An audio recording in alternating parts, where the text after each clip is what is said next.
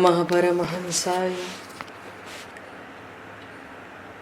स्वादित चरण कमल चिन्ह मकरंदाय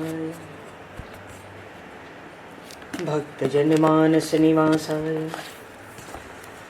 श्री रामचंद्राय नमः।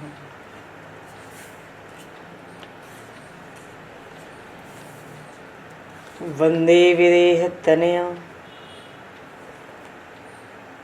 पदपुंडरीकं केशौरसौरभसमाहत योगिचेतं हन्तुं प्रतापमनिशं मुनिहंससेव्यं सन्मानशालिपरिपीत परागपुञ्जम्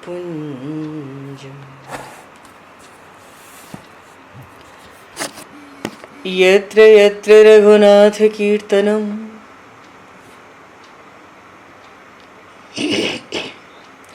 तत्र तत्र कृतमस्तकाञ्जलिं बाष्पवारि परिपूर्णलोचनं मारुतं नमत राक्षसान्तकं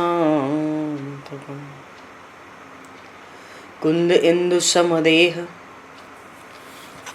उमारमण करुणायन जाहि दीन परनेह करहु कृपा मर्दन मयन।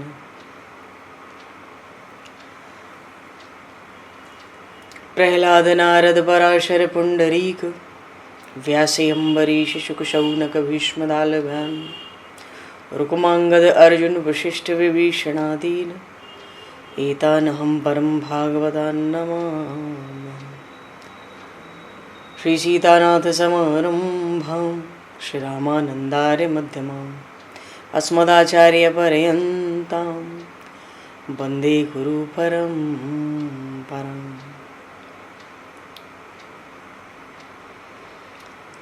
वर्णानामर्थ संज्ञानां रसानां छन्दसामपि मंगलानां च कर्तारो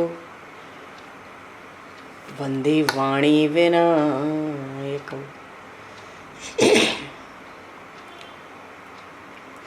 नान्यास्पृहा रघुपते हृदये स्मदीये सत्यं वदामि च भवान् किलान्तरात्मा भक्तिं प्रयक्ष रघुपुङ्गवनर्वरां मे कामादिदोषरहितं कुरु मानसं च। भक्त भक्ति भगवंत गुरु चतुर्नाम वपु एक तिनके पद वंदन के नाशहि विघ्न अनेक। बंधु तुलसी के चरण जिनकी न्यो जग काज कल समुद्र घोरत लगो प्रगट्यो सप्त जहान। श्री गुरु चरण सरोज रज निज मन मुकुर सुधार वर्णो रघुवर विमल यश जोदायक फलचार। हरिशरण श्री राम जय राम जय जय राम श्री राम जय राम जय जय राम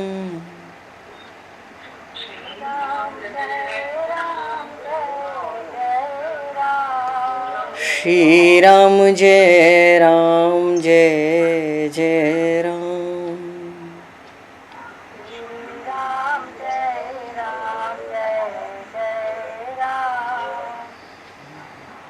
जय सिया राम जय जय हनुमान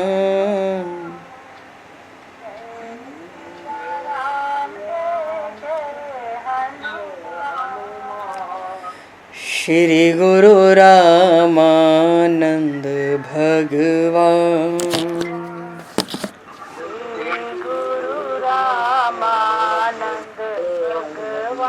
श्री गुरु रामानंद भगवान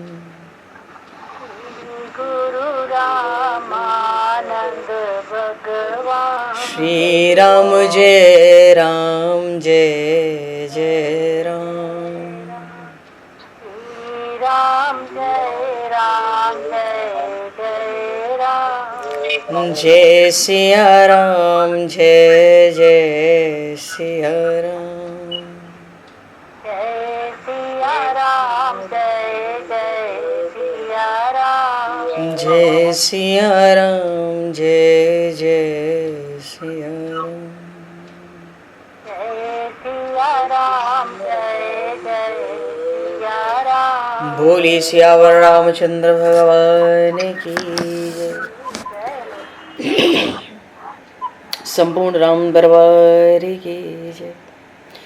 श्री अवध मिथिला धाम की जय। श्री बांके बिहारी लाल की जय। 84 कोस ब्रजमंडल धाम की जय। श्री रामचरितमानस जी महाराज की जय। श्रीमन्नाम महाराज की जय। श्री पंडरीनाथ भगवान की जय। कली पावन अवतार गोस्वामी तुलसीदास जी महाराज की जय। सब संतन की जय, सब भक्तन की जय, समस्त वैष्णवन की जय, समस्त पूर्वाचार्य चरणन की जय, समस्त संप्रदाचार्यन की जय। श्री सद्गुरुदेव भगवान की जय। गंगा मैया की जय, जमुना मैया की जय, सरजू मैया की जय, गौ माता की जय, तुलसी माता की जय, पृथ्वी माता की जय, एकाशी महारानी की जय। जय जय श्री सीताराम, जय जय श्री राधेश्याम। नमः पार्वती पते हर हर महादेव। हरिशरणम। अनंत कोटि ब्रह्मांड नायक सर्वेश्वर पूर्ण परात्पर ब्रह्म असंख्य कल्याण गुणगणलय भक्तवांशा कल्पतरु शरणागत वत्सल भक्त वत्सल दीनबंधु दया सिंधु श्री कौशल्य आनंद वर्धन श्री दशरथ नंदन श्री जानकी कंठभूषण भगवान श्री सीताराम जी महाराज की असीम कृपा करुणा से श्री हनुमान जी महाराज की परम पावन भावमयी सन्निधि में महापुरुषों की भावमयी उपस्थिति में एवं आप सभी श्रद्धालु भक्त वैष्णवों की मंगल सन्निधि में मानव जीवन का सर्वोत्कृष्ट फल भगवत गुणगान भगवत कथा का आनंद हम सभी श्री राम कथा के माध्यम से प्राप्त करने जा रहे हैं। सर्वप्रथम आप सभी भक्त जनों के श्री चरणों में भगवत भाव से सादर वंदन सादर नमन। आप सभी को यथा योग्य जय सिया राम, जय जय श्री राधे हरि श्याम, जय श्री राम।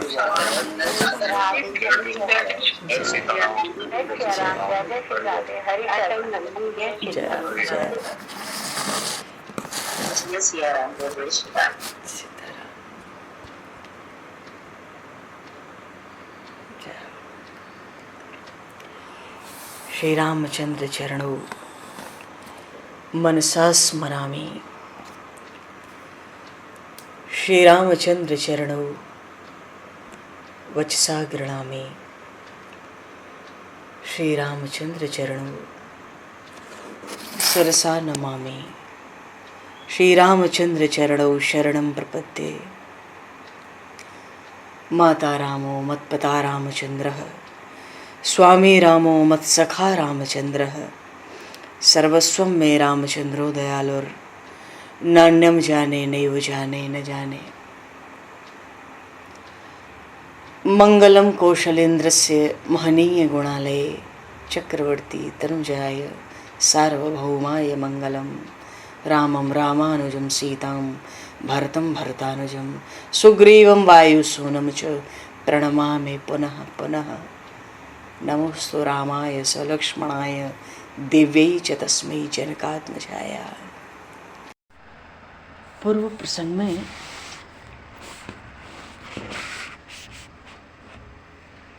श्री विभीषण जी महाराज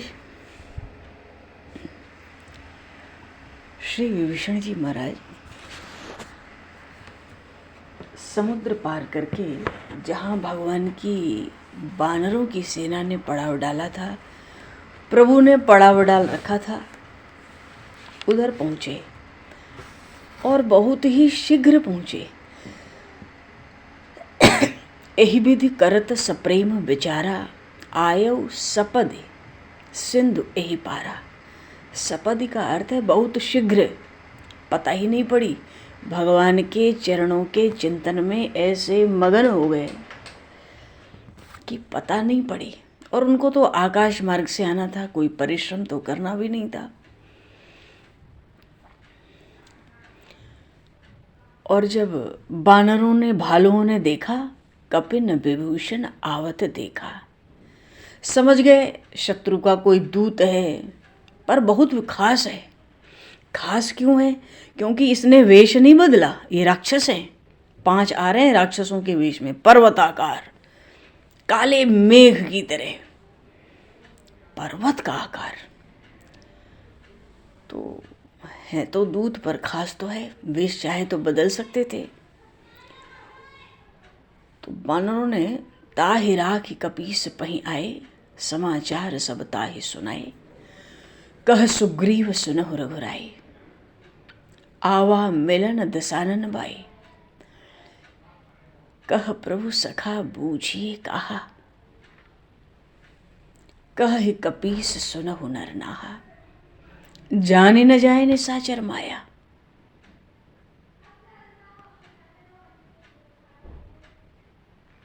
राक्षसों की माया कौन जाने, कैसे आया, किस कारण आया। जरूर हमारा भेद लेने आया होगा, हमारी सेना का कुछ रहस्य पता करने आया होगा। तो राजनीति तो कहती इसको बांध के रख लो, इसको बंदी बना लिया जाए। तो राजनीति तो सुग्रीव जी ने बहुत बढ़िया कही।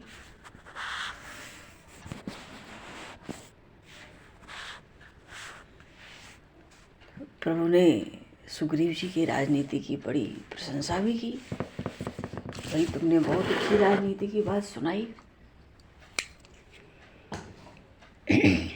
लेकिन भगवान का भी तो, ये तो सुग्रीव जी की राजनीति थी ना। वस्तुतः जब आए विभीषण तो वानरों से संदेश सुनाया, क्योंकि सेना तो प्रभु श्री राम की है। तो विभीषण जी कहते हैं आप सब महात्मा ही हो, क्योंकि आप सब प्रभु की सेवा में हो, सेवक हो। तो मेरी प्रार्थना सुनो, मैं बड़ा दीन हूं और अशरण हूं। अशरण कहने का भाव है मेरा कोई रक्षक नहीं है इस समय, मैं आरक्षित हूं। मेरे सिर पर मानो किसी का हाथ नहीं है।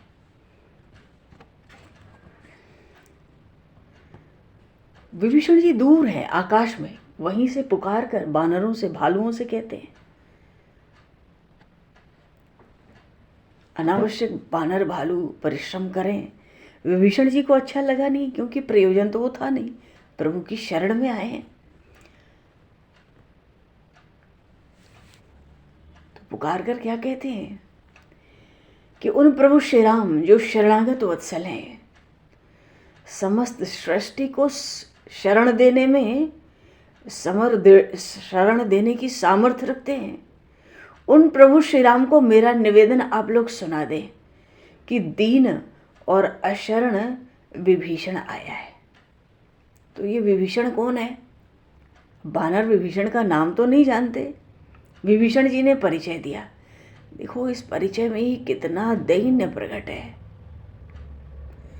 विभीषण जी आकाश से ही कहते हैं पुकार कर, जिसने श्री राम की भार्या का हरण किया, जिसने जटायु का वध कर दिया, जिसने श्री जानकी को लंका में रोक रखा है अपने बल पर, वो तीनों लोकों के सुख में बाधा डालने वाला, देवता ब्राह्मण वेद साधु पृथ्वी धर्म सबको त्रास देने वाला, मैं उस दशग्रीव रावण का बड़ा ही अधम अनुज राक्षस, मैं विभीषण, पर रावण से तिरस्कृत होकर आया हूं, लंका से निष्कासित होकर आया हूं। तो कहाँ आया हूं? जो अनाथों के नाथ कहे जाते हैं, जिनका वृद्ध है अनाथों के नाथ, जिनका विरध है या शरण को शरण देना, उन प्रभु की शरण आया हूं।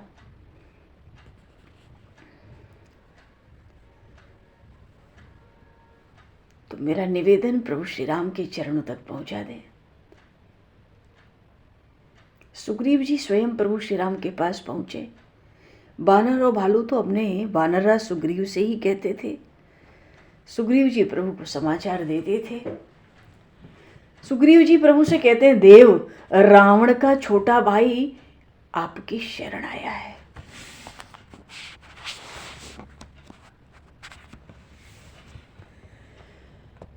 आपको बहुत सावधान रहना होगा, क्योंकि मंत्रणा हो, नीति, गुप्तचर, योजना, इनको तो जितना गुप्त रखा जाए, इसके बिना तो युद्ध में सफलता नहीं मिल सकती। और आप तो जानते हैं देव, राक्षस मायावी होते हैं, काम रूप होते हैं। जाने न जाए निशाचर माया, काम रूप के ही कारण आया। ये गुप्तचर हो सकता है, हमारे बीच में रहकर हमें भेद उत्पन्न करने का प्रयत्न कर सकता है। और अगर बुद्धिमान होगा तो विश्वास पात्र बनेगा हमारे बीच में रह के पहले तो, और फिर ये प्रहार करेगा। सुग्रीव जी कहते हैं, मुझे लगता है राजनीति कहती है शत्रु सेना के लोगों को अपनी सेना में रखना ठीक नहीं है। इसको रावण ने ही भेजा होगा, उस कुटिल बुद्धि रावण के सिखलाने से यह आया होगा।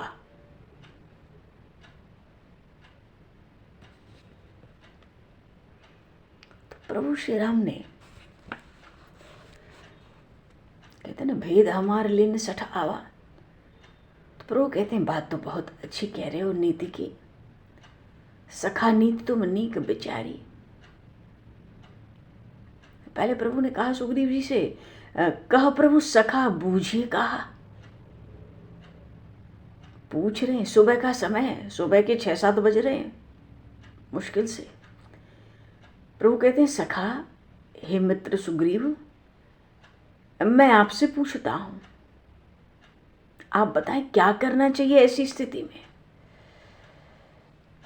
तो सुग्रीव जी तो कहते हैं, कह ही कपीस सुनहु नर नाहा, क्योंकि आप तो नर ना हैं, मनुष्यों के राजा हैं, हम वानरों के राजा हैं, हम राक्षसों के बीच में रहते हैं, हम इन राक्षसों को खूब अच्छी तरह से जानते हैं, आप नहीं जानते।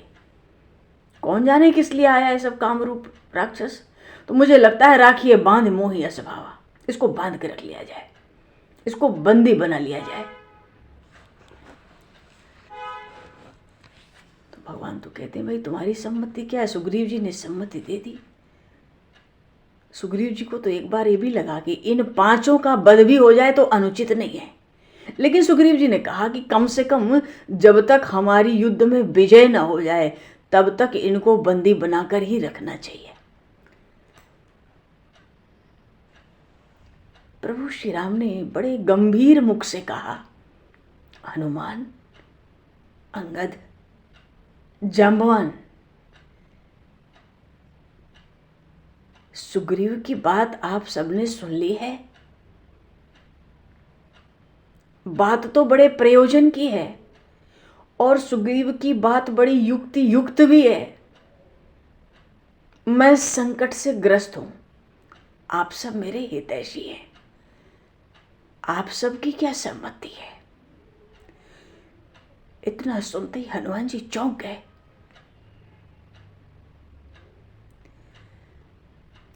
हनुमान जी कहते हैं, अरे आज मेरे स्वामी ये किस प्रकार बोल रहे हैं, ये संकट ग्रस्त हैं कि सबके संकट मोचन है। संकट मोचन तो जगत मुझे कहता है, पर मेरे संकट मोचन तो ये हैं। आज मेरे स्वामी कहते हैं संकट ग्रस्त हूं और हम बानर भालू इनको सम्मति देंगे। पर विभीषण जी को, हनुमान जी को यह भी लगा, अरे विभीषण शरण आए हैं और उनको बंदी बनाने की चर्चा।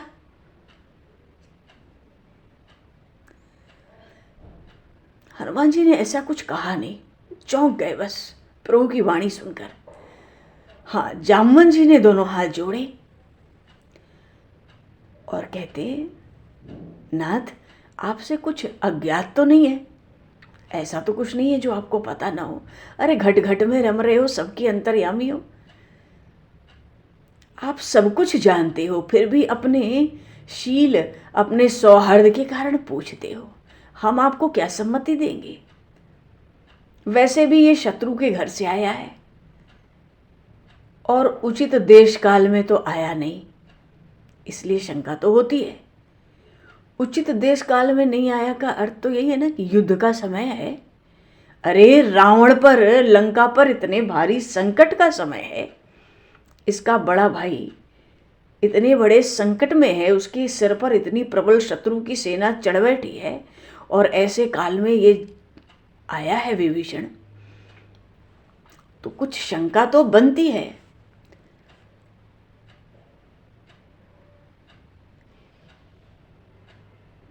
अंगद जी ने कहा, प्रभु आप वानर राज सुग्रीव की मानो बात माने या ना माने, पर पहले इसकी परीक्षा अवश्य कर लें।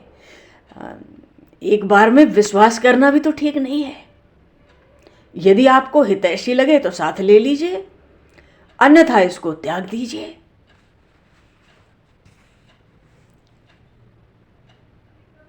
नल नील भी कहते हैं इसके साथ किसी गुप्तचर को नियुक्त कर दिया जाए, क्योंकि अभी तो विभीषण जी अपने 4 मंत्रियों के साथ पर्वताकार आकाश से ही हैं, आकाश में ही बोल रहे थे, वो नीचे थोड़ी आए। उनको तो वहीं रोक दिया गया कि तुम यहीं रुको, जब कोई निर्णय होगा तुमको सुनाया जाएगा, वहीं रुको, शरण में आए हो तो नन्नील भी कहते कोई गुप्तचर लगा दिया जाए।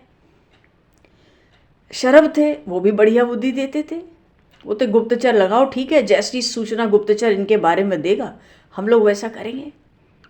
तो मैंद कहता है कोई शरण आया है तो सहसा त्याग भी तो उचित नहीं है, इसको बुलाकर आप पूछिए, इससे बात करिए, उसके बाद प्रभु आप निर्णय लीजिए।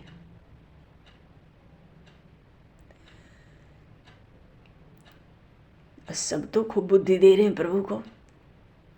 तो हनुमान जी कहते हैं, मेरे स्वामी, आप जैसी बुद्धि हम वानर भालुओं में नहीं है, लेकिन आप पूछते हैं तो अपनी बुद्धि के अनुसार हमें कुछ बतलाना ही है, आज्ञा पालन करनी है, हम तो सेवक हैं।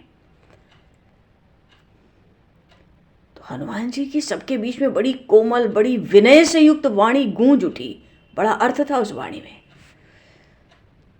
हनुमान जी प्रभु श्री राम से कहते हैं, हे स्वामी, देवगुरु बृहस्पति भी आपको सम्मति देने का साहस नहीं कर सकते। कोई विवाद करना चाहे आपसे, संघर्ष करना चाहे या आपके आगे बड़प्पन चाहे, देवता भी आपके सामने नहीं आ सकते। फिर इसकी परीक्षा की तो बात कितनी योग्य है। तो जब तक इसे कोई काम की आज्ञा न दी जाए, परीक्षा कैसे होगी? और काम की आज्ञा देने पर भी तो धोखा दे सकता है। कहीं इसके साथ में हम लोग गुप्तचर लगा दें तो वो हृदय की बात क्या समझेगा? गुप्तचर क्या किसी के हृदय की बात समझता है? और विश्वासघात तो कोई एक ही समय, बहुत कठिन समय पर कर सकता है। युद्ध में किसी को बहुत दूर तो भेजना नहीं है। मानो अभी तक जितनी बातें लोगों ने कही थी, हनुमान जी ने एक एक करके सबका खंडन कर दिया। सबको तो साथ ही रहना है, फिर गुप्तचर लगाने का अर्थ क्या हुआ? अब जामवन जी ने कहा था ना कि देश काल ठीक नहीं है, ऐसे समय आया तो शंका तो होती है थोड़ी। तो हनुमान जी ने कहा, भैया देश काल सबका अच्छा रहेगा तो कोई शरण में आएगा?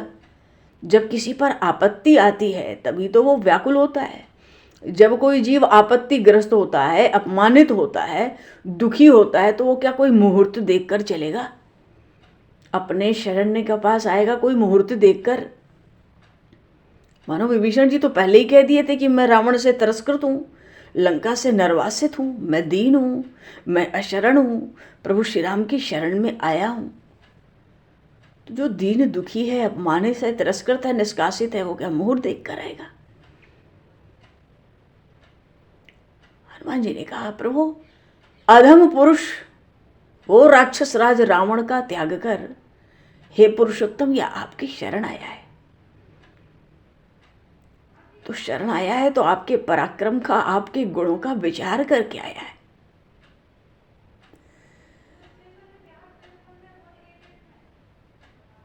आपने वानरराज सुग्रीव को भी शरण दी थी। वानरराज सुग्रीव को आपने शरण दी, ये सुनकर ही तो आया होगा आपसे शरण लेने। मानो पवन पुत्र हनुमान जी महाराज ने दूसरे सबकी जो सम्मतियां थी बड़ी युक्ति से सबका खंडन कर दिया।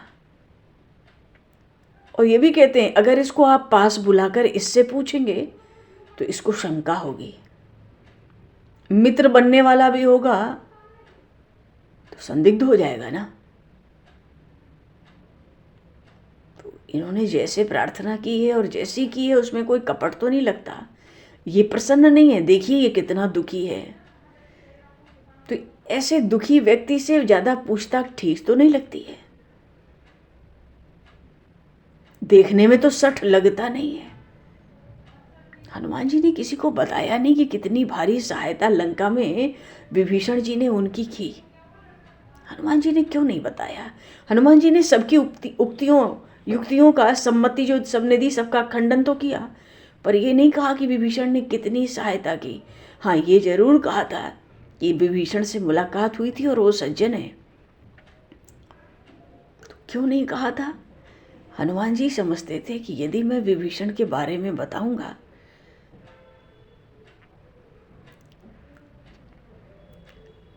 हनुमान जी चाहते हैं कि विभीषण प्रभु श्री राम की शरण आवे और उनका गुणगान गावे। विभीषण ये न कहें कि हनुमान जी ने बड़ी कृपा की, नहीं तो मेरी शरणागति कैसे होती, मेरी रक्षा कैसे होती, प्रभु मुझे हृदय से नहीं लगाते। हनुमान जी चाहते हैं दिल से कि ये विभीषण अगर राक्षस आया भी है तो ये मेरे प्रभु का स्वभाव देखे, उनकी कोमलता देखे, उनकी भक्त वत्सलता ये स्वयं देखे, उनकी शरणागत वत्सलता ये राक्षस स्वयं देखें। मानो विभीषण को शरण मिले तो विभीषण गलती से हमारा गुणगान न करने लगे कि हनुमान जी ने पैरवी न की होती, पक्ष न लिया होता तो वहां मुझे शरण कहाँ मिलती बानर भालुओं के बीच में। हनुमान जी ने कुछ नहीं कहा, उस बारे में कुछ कहा नहीं, सबकी युक्तियों का खंडन जरूर कर दिया। तो प्रभु एक तो दुखी दिखता है, सठ लगता नहीं है देखकर।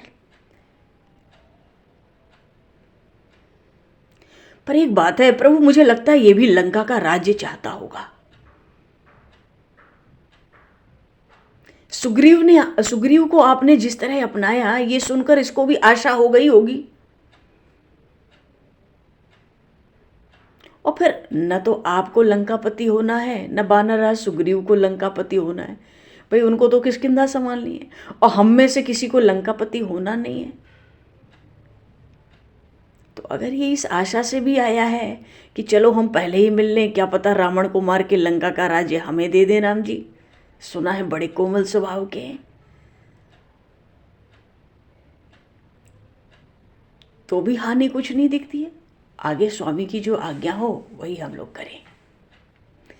प्रभु ने सबकी बात सुन ली, सबके विचार सुन लिए विधि पूर्वक। सुग्रीव जी से प्रभु कहते हैं, सखा नीति तुम नीक बिचारी, मम पन शरणागत भयहारी। ये पन शब्द दो तरह से भी हो सकता है, पण भी हो सकता है और प्रण भी हो सकता है। प्रण है तो इसका अर्थ तो प्रतिज्ञा हुई, मम पन शरणागत भयहारी, शरणागत के भय का हरण करना मेरी प्रतिज्ञा है। और संस्कृत में सुनते हैं पण कहते हैं दांव को, जैसे बात बात में लोग दांव लगा देते हैं ना, दांव लग गई मतलब अब जान भी जाए तो हम पीछे थोड़ी हटेंगे अपनी बात से। प्रभु कहते हैं मम पण शरणागत भयहारी। और इतना सुनते ही सुनी प्रभु बचन, हरस हनुमान शरणागत वत्सल भगवान, शरणागत वत्सल भगवान। भगवान ने बड़ी गंभीर वाणी प्रकट की, नेत्र अभी के खिले हुए कमल के समान। पवन पुत्र हनुमान जी की ओर प्रभु ने देखा और कहते हैं, अब ये दुष्ट हो या शिष्ट हो, हम इसको स्वीकार करेंगे। बोलिए श्री राघवेंद्र सरकार की जय। ये कोई साधारण बात नहीं है कि जिस रावण ने श्री जानकी माता का हरण किया है इतने समय से, उस रावण का राक्षस भाई आया है शरण में, उसको मिले नहीं, उससे बात नहीं की, उससे कोई पूछताछ नहीं की और पहले ही कह दिया। अरे उसके शरण लेने में कितनी सच्चाई है ये भी तो नहीं पता है। प्रभु ने कहा वो दुष्ट हो चाहे शिष्ट हो, कोई मित्र भाव से मेरे पास आवेगा, उसका दोष भी हो तो मैं उसका त्याग नहीं कर सकता। अरे दुष्ट से दुष्ट को भी शरण आने पर मैं त्यागता नहीं हूं। ऐसी सुंदर दुष्ट से दुष्ट, देखो बिल्कुल यही बात, ऐसा ही भाव भरत जी महाराज ने चित्रकूट में भगवान का जब स्वभाव बताया तो वहां कहा था कि मेरे स्वामी कैसे शरणागत वत्सल है। कूर कुटिल खल, कूर कुटिल खल, नील कलंकी, नीच निशील, निरीस निशंकी, तेई सुनि शरण सामुहे आए, सकृत प्रणाम किए अपनाए। भरत जी ने कहा था,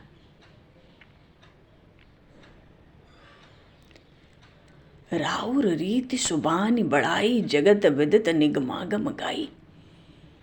हे प्रभु, आपका जो स्वभाव है, आपका जो भला, सबका भला करने का स्वभाव है, बड़प्पन है, वो जगत में क्या निगम आगम में भी बड़ा विख्यात है, प्रसिद्ध है।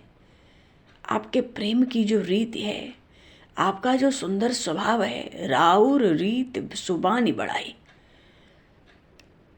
तो निगमागम में जगत में क्या विख्यात है।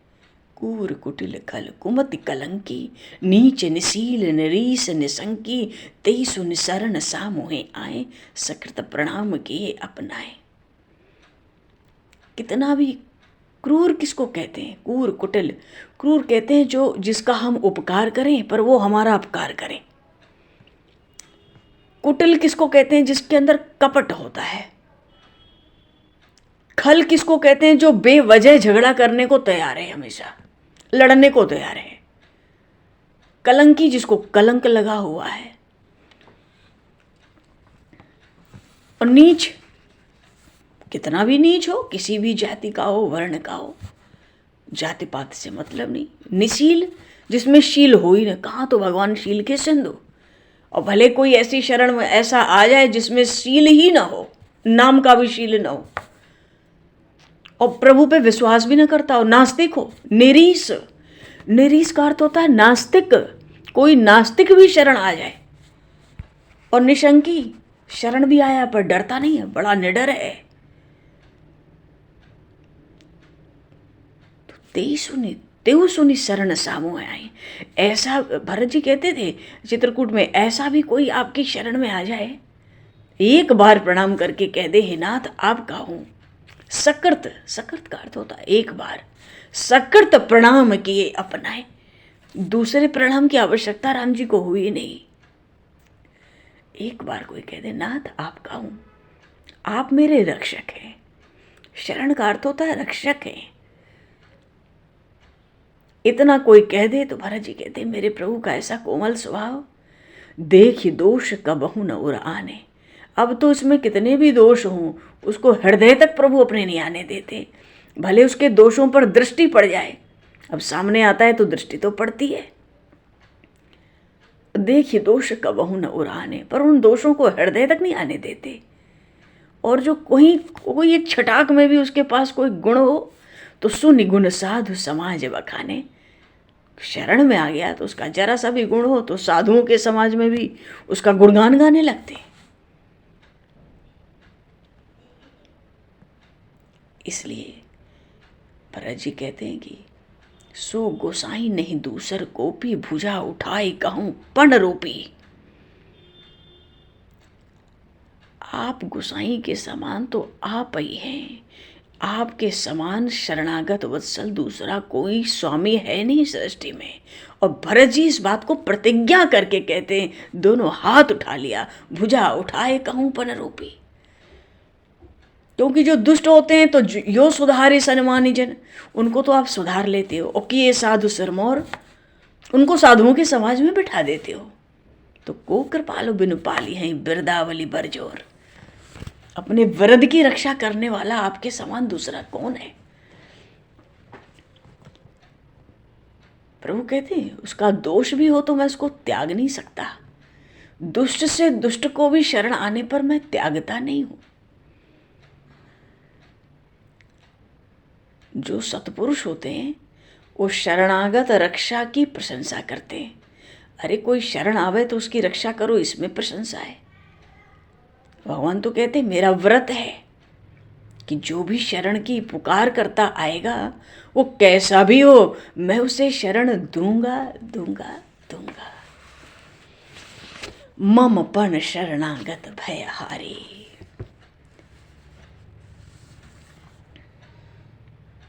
सुग्रीव जी को थोड़ी आपत्ति हुई, फिर से सुग्रीव जी को आपत्ति हुई, बोले अब ये दुष्ट हो या अदुष्ट हो, आया तो है ना अपने बड़े भाई रावण को विपत्ति के समय त्याग कर भागाया। अगर अपमानित भी हुआ तो इससे थोड़ा भी अपमान सहन नहीं हुआ। आप ये भी तो विचार करें।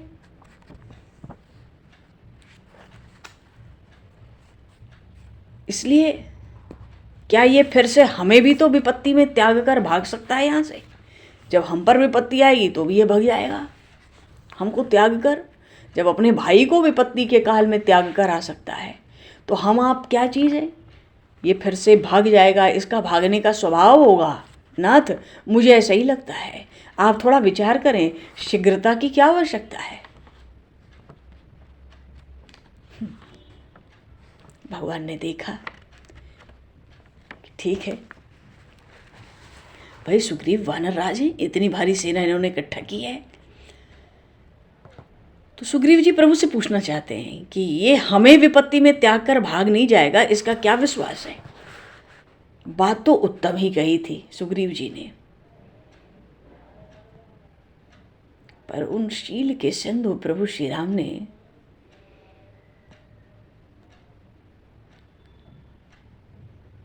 कुछ सुनाया नहीं सुग्रीव जी को, क्योंकि वो शील के सिंधु हैं।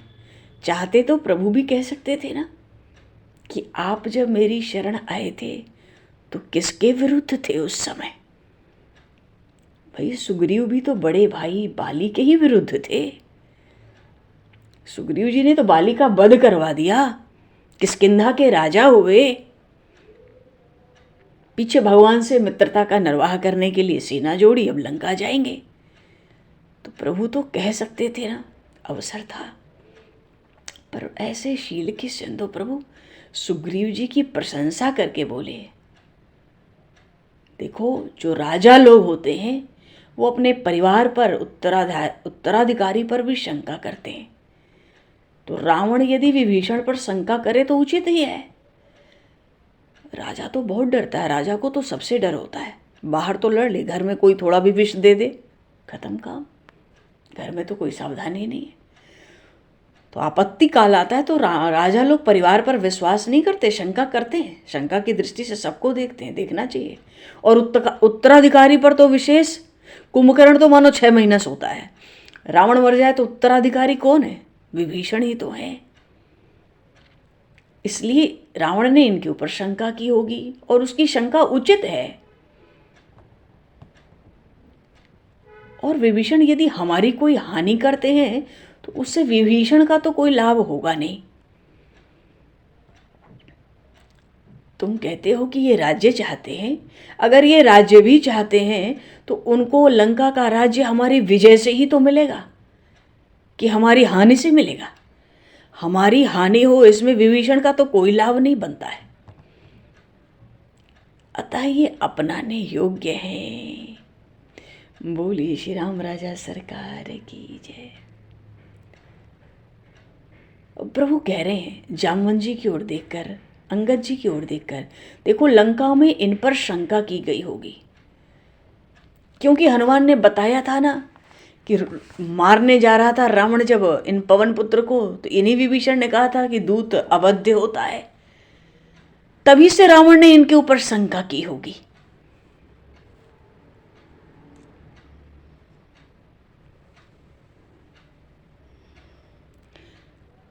सुग्रीव जी से प्रभु कहते हैं इन विभीषण को लंका में भय होगा। सब भाई भरत जैसे तो नहीं होते ना। सुग्रीव जी की प्रशंसा करके प्रभु कहते हैं सब मित्र भी सखा तुम्हारे जैसे तो नहीं होते ना। पर सुग्रीव जी फिर शंका करते हैं, प्रभु इसको रावण ने गुप्तचर बनाकर भेजा होगा, इसको बंदी बना ले, नहीं तो ये हम सबको विश्वास में ले लेगा कुछ दिन में और आप पर या लक्ष्मण जी पर धोखे से आघात करेगा।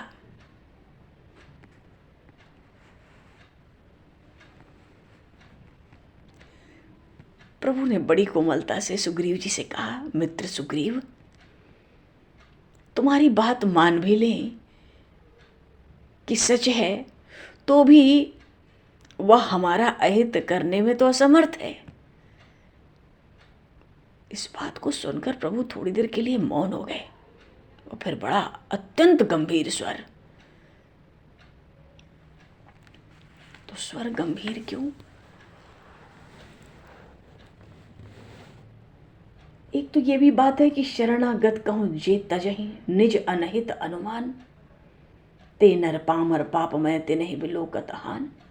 मानो शरण में आया है, इसको शरण में नहीं लूंगा तो फिर तो मैं इतना पापी हो जाऊंगा कि जो मेरे मुख का दर्शन भी करेगा उसको भी पाप लगेगा। शरणागत की रक्षा, ये तो वेद वाक्य है, वेद वचन है कि जो शरण में आए उसको रक्षा करनी चाहिए। कोई आकर ये कहे कि भाई मेरी रक्षा करो रक्षा करो, तो तुम समर्थ हो चाहे नहीं हो रक्षा में, उस समय तो रक्षा करनी होगी। तो शरणागत कहूं जे तजहि निज अनहित अनुमान, तो जो अपना अहित समझकर कि भाई ऐसे व्यक्ति को अगर हम रक्षा करेंगे, अपने घर में घुसाएंगे तो मेरा अमंगल हो जाएगा, मेरा अकल्याण हो जाएगा, मेरी हानि होगी। प्रभु कहते हैं ये तो लोग अनुमान से कहते हैं, ये बात ठीक नहीं है। शरणागत की रक्षा वेद वचन है, वेद वाक्य है। जो शरणागत की रक्षा नहीं करता वो तो पापमय है। तिन्हि बिलोकत हान, उसका मुख देखने से भी पाप होता है।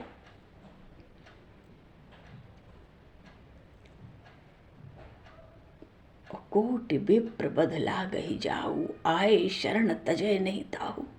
ये आए कौन है? प्रभु ने कहा आए शरण तजहु नहीं ताऊ, कोटि विप्र बदला गही जाऊ। ये आए है रावण, क्योंकि करोड़ों ब्राह्मणों का वध, ऋषियों मुनियों का वध विभीषण ने तो किया नहीं, ये तो भक्त है, इसके भाई ने किया है। मानो वो रावण भी शरण आए तो मैं उसका भी त्याग नहीं कर सकता। भगवान ने पहले तो सुग्रीव जी ने कहा कि प्रभु गुप्तचर बना के रावण भेजा होगा, आप इसको बंदी बना लें, नहीं तो ये हम सबका विश्वास हासिल करके फिर आप पर आघात करेगा, लक्ष्मण जी पर आघात कर सकता है धोखे से। भगवान ने कहा सब ठीक है, पर सखा ये जो मेरे लक्ष्मण है ना, यदि ये क्रोध करें तो समस्त सृष्टि का संहार करने के लिए इन्हें धनुष पर 2 बाण चढ़ाने की आवश्यकता नहीं पड़ेगी। जगमहु सखा निशाचर जेते, लक्ष्मण हनहि निमिष महु तेते। इनका तो अब क्या है, अपने मुंह से अपना नाम लेना तो उचित नहीं है। सतपुरुष कभी अपने मुख से अपनी बात, अपना सामर्थ्य नहीं प्रकट करते। भगवान ने कैसी युक्ति की, लक्ष्मण जी का नाम लिया, और फिर नाम भी तो इनका लक्ष्मण है। लक्ष्मण कौन है? जिसका मन हमेशा ही लक्ष्य पर है। तो इसके जिसका मन हमेशा ही लक्ष्य पर हो, उसके लक्ष्य से कौन बच जाएगा? जगमोह जगमहु सखा न साचर जेते, जगमहु सखा लक्ष्मण हनई, निमिष महु तेते, लक्ष्मण हनई। सुग्रीव जी सोचे तो होंगे कि जब लक्ष्मण जी सबको मार देंगे तो इतने बानर भालू की सेना क्यों इकट्ठी की, हम लोगों से इतना परिश्रम क्यों करा रहे हैं फिर। ये तो प्रभु है, इनकी लीला का कोई आर पार नहीं है। प्रभु की लीलाओं का मर्म रहस्य समझ ही कौन सकता है। प्रभु ने कहा कि ये हमें क्या, मनो सुग्रीव जी ने कहा ना कि भीतर घुसेगा, विश्वास पात्र बनेगा, फिर आप पर, लक्ष्मण जी पर धोखे से आघात कर सकता है। इस बात पर प्रभु ने कहा हमारा अहित करने में ये असमर्थ है, पर नाम लिया लक्ष्मण का। मेरे अनुज लक्ष्मण यदि क्रोध करें तो सारी सृष्टि का संहार कर दें। दूसरा बाण नहीं चाहिए, एक बाण बहुत है। पर क्या कहूं, मेरा प्रण है। प्रभु कहते मेरा प्रण है कि अब यक्ष हो या राक्षस हो, पिशाच हो या कोई मनुष्य हो, कोई भी शरण आवे, मैं उसका त्याग नहीं करूंगा।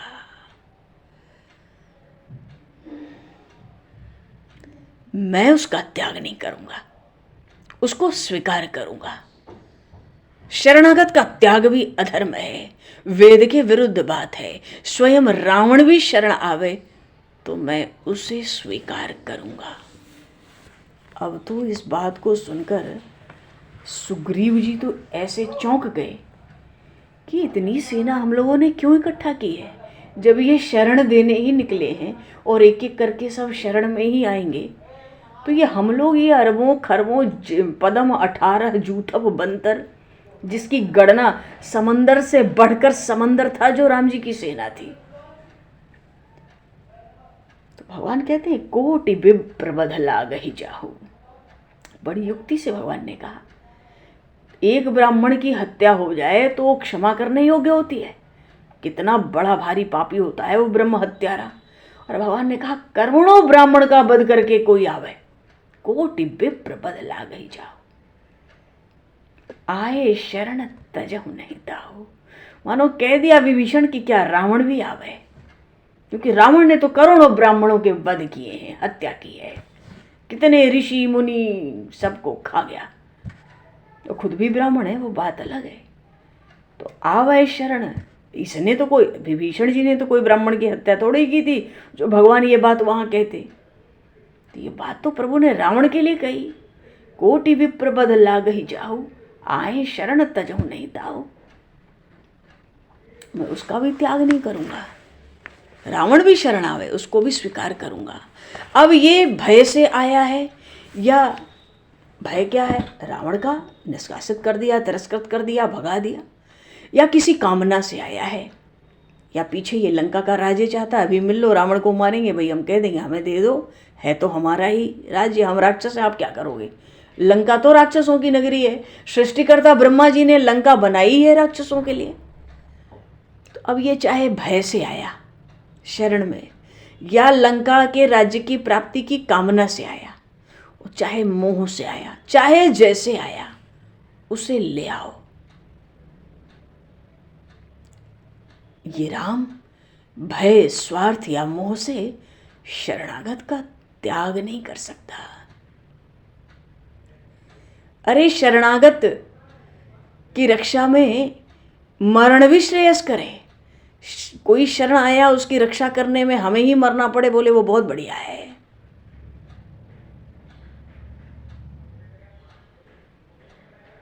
उसको शरण में ले आओ। बोलिए श्री शरणागत वत्सल भगवान की जय। प्रभु का कहना है, एक बार भी जो पुकार लेता है कि मैं आपका हूँ, आपकी शरण में हूँ, उसे मैं संपूर्ण प्राणियों से अभय कर देता हूँ। ये मेरा व्रत है। सकल देव प्रपन्नाय तवास्मिति च याचते अभयम सर्वभूतेभ्यो दता मे तद व्रतम मम। ये मेरा सदा के लिए व्रत है। 2 बूंद जल लेके एक सामान्य मनुष्य हाथ में संकल्प करता है, और संकल्प न पूरा हो तो मरने तक कितनी इसको चिंता रहती है, अरे भाई हमने संकल्प किया, ये बात पूरी होनी चाहिए। और भगवान ने शरणागत की रक्षा का संकल्प कैसे किया? उस अनंत समंदर की अथाह जल राशि को स्पर्श करके। तो 2 बूंद मनुष्य 2 बूंद ले ले जल तो कितनी चिंता होती है, मेरा संकल्प है। भगवान ने तो उस अपार समंदर की अथाह जल राशि को लेके संकल्प किया है। कोई एक बार भी शरण आके कह दे, नाथ आपका हूं, मैं आपकी शरण में हूं, आप मेरी रक्षा करो, प्रभु कहते मैं उसका त्याग नहीं कर सकता।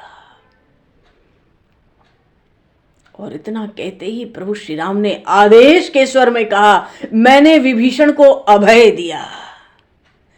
सकल देव प्रपन्नाय तवास्मिति च याचते अभयम सर्वभूतेभ्यो। मानो अब उसको रावण से डरने की आवश्यकता नहीं है। अभयम, प्रभु कहते हैं मैंने उसको अभय दिया, मानो अब कोई उसको भयभीत नहीं कर सकता। उसे सादर मेरे पास ले आओ। और हाँ, वो दशग्रीव भी शरण आवे तो बिना पूछे ले आना।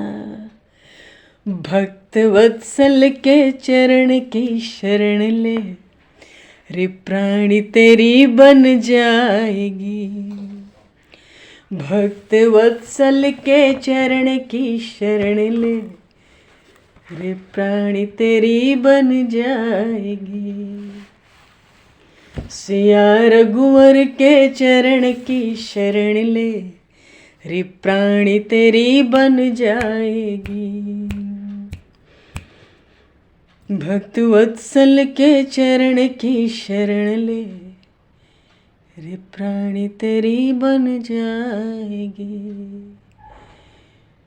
बोलिए श्री राम राजा सरकार की जय।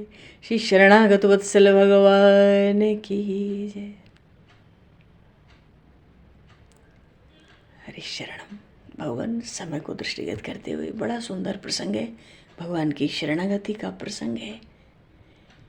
और कोई भगवान अकेले तो नहीं थे कि एक बार में कह दें कि ले आओ, युद्ध करने जा रहे हैं, इतने मंत्री हैं, सेनापति हैं, सलाहकार हैं, प्रधानमंत्री हैं, राय बात तो करनी ही पड़ती है।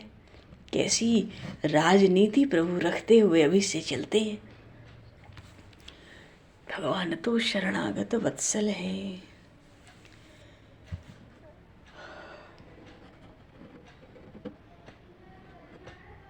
बोलिए श्री भक्त वत्सल भगवान की जय। हरि शरणम। समय को दृष्टिगत करते हुए 2 पल नाम बोलकर हम लोग वाणी को विराम दें।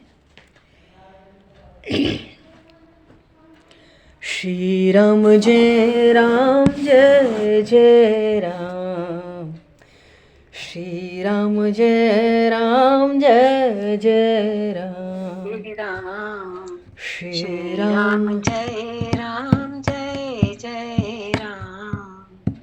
श्री राम जय राम जय जय राम। श्री राम जय राम जय जय राम। श्री राम जय राम जय जय राम। श्री राम जय राम जय जय राम। बोलिए श्यावर रामचंद्र भगवान की जय। समय को दृष्टिगत करते हुए वाणी को विराम। नया प्रसंग यहाँ से आरंभ हो रहा, अब आगे लिया जाएगा जैसे प्रभु प्रेरणा करेंगे। और आप सभी को वाक्य पुष्पांजलि प्रभु के श्री चरणों में सादर समर्पित। आप सभी को यथा योग्य जय सिया राम, जय जय श्री राधे, हरि शरण, जय श्री राम, जय सीताराम, जय श्री गुरु महाराज, जय हो, जय सिया राम। भगवान जय हो।